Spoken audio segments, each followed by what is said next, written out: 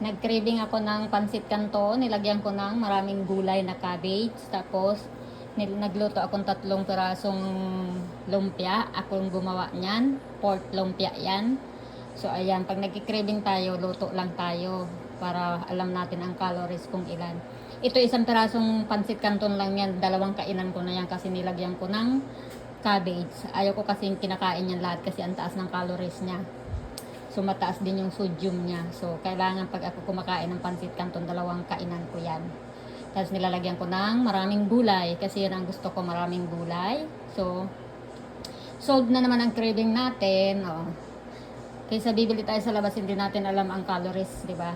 Pag tayo magluto, alam natin kung ilang calories siya. So, ayan. Pag ako nagki-craving, nagluluto lang ako.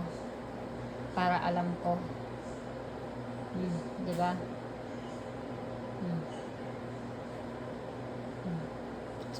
Sarap ng almusal natin sa kanang pang anang tanghalian natin. Bye guys, have a nice day.